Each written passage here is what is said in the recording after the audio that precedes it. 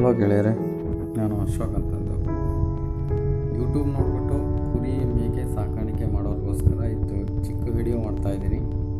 ಯಾಕೆಂದರೆ ನಾನು ಸಹ ಯೂಟ್ಯೂಬ್ ನೋಡಿನೇ ಪ್ರೇರಣೆಗೊಂಡೆ ಕುರಿ ಮೇಕೆ ಸಾಕಾಣಿಕೆ ಮಾಡಬೇಕು ಅಂತ ಹೇಳ್ಬಿಟ್ಟು ಎಲ್ಲೋ ಬೆಂಗಳೂರಲ್ಲಿ ಕಂಪ್ನಿಲಿ ಕೆಲಸ ಮಾಡ್ಕೊಂಡಿದ್ದು ಬಿಟ್ಟು ಊರಿಗೆ ಬಂದು ಆ್ಯಕ್ಚುಲಿ ನಾವು ಪ್ರೈವೇಟ್ ಸ್ಕೂಲ್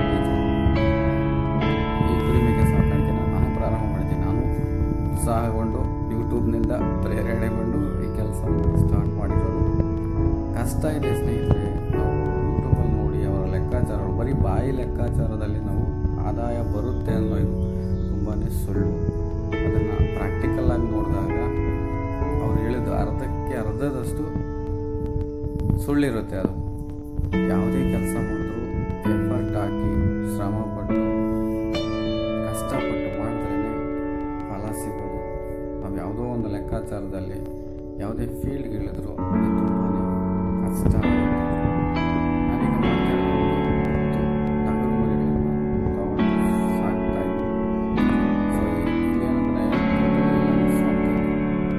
ಆಳು ಮನೆಯವರು ಇರಬೇಕು, ಮೇವು ಮನೆಯಲ್ಲಿರೋ ಅಂದರೆ ನಮ್ಮ ಹೊಲದಲ್ಲಿ ರೆಡಿಯಾಗಿರ್ತಕ್ಕಂಥದ್ದಾಗಿರಬೇಕು. ನಾನು ಕೊಂಡು ಮೇಯಿಸ್ತೀನಿ, ಆಳನ್ನು ಒಂದು ಇಟ್ಟು ಮೇಯಿಸ್ತೀನಿ ಅಂತಂದರೆ ಈ ಸಾಕಾಣಿಕೆ ತುಂಬ ಕಷ್ಟ ಇದೆ.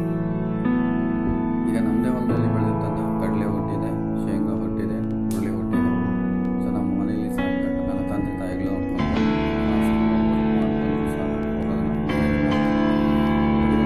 ಆದಾಯ ನೋಡೋದಾದರೆ 25% ಬರ್ಬೋದು. ನನ್ನ ಒಂದು ಅನುಭವದ ಪ್ರಕಾರ 25% ಬರ್ಬೋದು. ಎಲ್ಲ ಖರ್ಚು ವೆಚ್ಚಗಳನ್ನು ಕಳೆದು 20-25% ಬರಬಹುದು ನಮ್ಗೆ ಆದಾಯ. ತೊಂದರೆ ಏನಿಲ್ಲ, ಬಟ್ ನಾವೇನಾದರೂ ಕಷ್ಟಪಟ್ಟು ಮಾಡೋದಕ್ಕಿಂತ ಮುಖ್ಯವಾಗಿ ಇಷ್ಟಪಟ್ಟು ಮಾಡಿದ್ರೆ ಇದರಲ್ಲಿ ನಾವು ಸಕ್ಸಸ್ ಆಗ್ಬೋದು. ಸೊ ನಾವು ಏಕಾಏಕಿ 100, 200, 300 ತರೋದಕ್ಕಿಂತ 5-10ರಿಂದಲೇ ಸ್ಟಾರ್ಟ್ ಮಾಡೋದು ಉತ್ತಮ. ಅದು ಒಳ್ಳೆಯ ವಿಧಾನವೂ ಸಹ ಹೌದು. ಯಾಕೆಂತಂದರೆ ನಾವು ಒಂದೇ ಸಲ 50-100 ತಂದುಬಿಟ್ಟು ಅದಕ್ಕೆ ಮೇವನ್ನು ನೋಡೋಕ್ಕಾಗದೆ, ಸೊ ಅದಕ್ಕೆ ಯಾವುದೇ ರೀತಿ ಪೋಷಕಾಂಶಗಳನ್ನು ಕೊಡೋಕ್ಕಾಗದೆ ಅವುಗಳಲ್ಲಿ ಬರೋ ಆದಾಯ ತೀರಾ ಕಡಿಮೆ ಇರುತ್ತೆ. ಇವುಗಳಿಗೆ ಸಂಪೂರ್ಣವಾಗಿ ಅಂದರೆ ತುಂಬಾ ಸಂಪೂರ್ಣವಾದಂತಹ ಒಂದು ಆಹಾರವನ್ನು ಕೊಡಬೇಕು. ಅದಕ್ಕೆ ಯಾವುದೇ ಒಂದೇ ರೀತಿಯಾದ ಆಹಾರ ಅಂತ ಅದರಲ್ಲಿ ಆ ಗ್ರೋತ್ ಇರೋದಿಲ್ಲ, ಬೆಳವಣಿಗೆ ಕಡಿಮೆ ಇರುತ್ತೆ. ದಾಣಿ ಮಿಶ್ರಣ ಕೊಡಬೇಕು, ಹಸಿ ಮೇವನ್ನು ಕೊಡಬೇಕು, ಒಣ ಮೇವನ್ನು ಕೊಡಬೇಕು. ನಾವೀಗ ಹೆಚ್ಚಿನದಾಗಿ ಒಣ ಮೇವನ್ನು ಆಧರಿಸಿ ಮೇಕೆ ಸಾಕಾಣಿಕೆಯನ್ನು ಮಾಡ್ತಾ ಇರೋದು.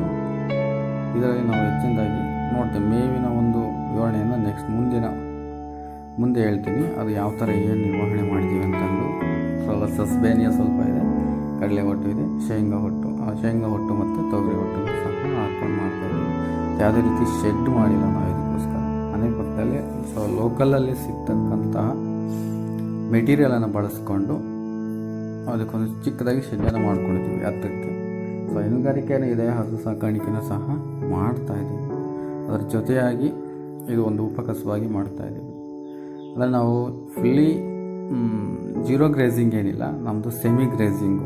ಈವ್ನಿಂಗ್ ಟೈಮ್ 2-3 ಅವರ್ಸು 4 ಅವರ್ಸು ಹೊರಗಡೆ ಬಿಡ್ತಕ್ಕಂಥದ್ದು. ಮನೆ ಪಕ್ಕದಲ್ಲೇ, ಬೇರೆ ದೂರ ಏನು ಕರ್ಕೊಂಡು ಹೋಗೋದಿಲ್ಲ, ಮನೆ ಪಕ್ಕದಲ್ಲೇ ಇದನ್ನು ಜೀರೋ ಗ್ರೇಸಿಂಗ್ ಅಲ್ಲದೆ ಸೆಮಿ ಗ್ರೇಸಿಂಗಲ್ಲಿ ಸೊ ಒಂದು 3 ಅವರ್ಸ್ 4 ಅವರ್ಸು ಹೊರಗಡೆ ಬಿಟ್ಟು ಮೇಯಿಸ್ತಕ್ಕಂಥದ್ದು.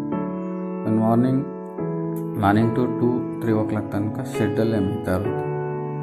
ಸೊ ಅದಾದ ನಂತರ ಈವ್ನಿಂಗ್ ಟೈಮಲ್ಲಿ ನಾವು ಹೊರಗಡೆ ಬಿಟ್ಟು ಈ ರೀತಿಯಾಗಿ ಮೇಯಿಸ್ಕೊಂಡು ಬರ್ತಕ್ಕಂಥದ್ದು. ಬೇರೆ ದೂರ ಹೋಗಲ್ಲ, ಇದು ಮನೆ ಪಕ್ಕದಲ್ಲೇ ಇರ್ತಕ್ಕಂಥದ್ದು. ಬೆಟ್ಟದ ತಪ್ಪಲಲ್ಲೇ ಇದೆ ಮನೆ, ಊರಿನ ಪಕ್ಕನೇ. ಸೊ ಈ ರೀತಿ ಮೇಯಿಸ್ಕೊಂಬಂದ್ಬಿಟ್ಟು ಮಾಡ್ತಕ್ಕಂಥದ್ದು. ಸೊ ಇದು ಕಣ್ಣು ನೋಡ್ತಾ ಇದ್ದೀರಲ್ಲ, ಇದು ತೊಗಚೆ ಇದೆ ಒಂದು ಸ್ವಲ್ಪ ಪ್ರಮಾಣದಲ್ಲಿ.